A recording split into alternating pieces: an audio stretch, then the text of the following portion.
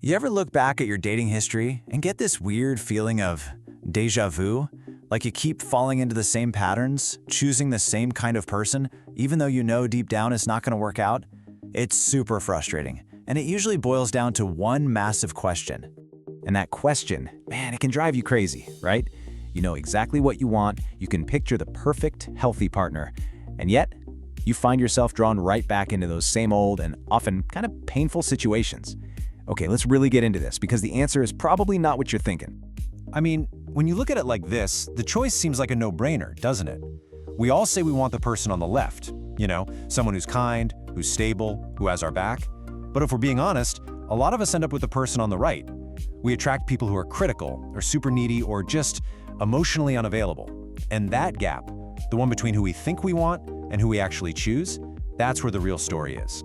To really get to the bottom of this conflict, we have to understand what our brain's #1 mission is when it comes to relationships. And here's the plot twist. Yeah, you heard me. We're out here thinking we're looking for our soulmate, for happiness, but our brain's main job isn't finding love. It has a much more primal directive: survival. And for our brain, survival means one thing above everything else. It is searching for what it already knows, what feels familiar. And this, right here, this is the idea that changes everything. Your brain works on a really simple but powerful principle. What is familiar is predictable, and what is predictable feels safe, even if that familiar feeling is pain. Now, this pull towards what's familiar, even when it's totally unhealthy, isn't some kind of personal flaw. It's not you. It's actually a feature of how our minds are wired to keep us safe from the unknown. There's actually a name for it. So let's just redefine safe for a second from your brain's point of view. Safe doesn't mean happy, it doesn't mean healthy, it just means not new. That's why a kind, stable, and available partner can feel weirdly uncomfortable, almost threatening. They're unpredictable territory. But a toxic, messy dynamic? Well, for some of us, that's a language our brain has spoken its whole life. So, where did we learn that language? Well, the answer goes way, way back to our earliest experiences. See, we all have something you could call an attachment blueprint. It's like an emotional map for all of our future relationships, and it was drawn long before we ever went on our first date. I want you to think of this blueprint as being written in permanent ink when you were a little kid. Every single interaction you had with your parents or caregivers taught you what love was supposed to feel like. It set your factory settings for normal, and here's the kicker. Because it all operates subconsciously, this old map is silently guiding your choices in partners for the rest of your life, always pulling you back toward what it knows, what feels familiar. So what does this look like in the real world? Well, if your childhood normal was chaotic or unstable, then your blueprint is basically wired to find that same chaotic energy in your adult relationships. Let's look at a couple of really common ways this can happen. Okay, first, there's a thing called parentification. This happens when, as a kid, you had to be the grown-up. You had to manage a parent's feelings, be their rock. Your little kid brain learned a huge lesson. To be loved, to have value, I have to fix other people.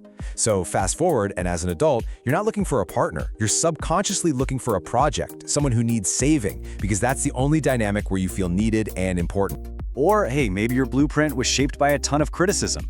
If you grew up always feeling like you had to earn approval, like you were never quite good enough, your brain locked in another core belief. Love isn't just given to you, it has to be won. So as an adult, you find yourself drawn to partners who are distant or critical because it creates that familiar struggle where you're constantly trying to prove you're worthy of their love. And this right here gets to the absolute heart of it. It's not that you're addicted to pain or that you like the drama. It's that the emotional chaos of a toxic relationship can feel on a deep subconscious level like the home you grew up in. It's the only emotional weather your brain knows how to navigate. So, what do we do with this? Well, the most important thing is that just becoming aware of this is the first giant step. Understanding why you're drawn to these patterns isn't about blaming anyone, not your parents, not yourself. It's about empowerment. It's about finally turning on the lights so you can see the old, crumpled map you've been following this whole time. And look, this is a really important truth to accept. You can't go back in time and rewrite your childhood. The ink on that original blueprint is dry. But acknowledging that isn't about giving up, it's about acceptance. It's the real starting line for change.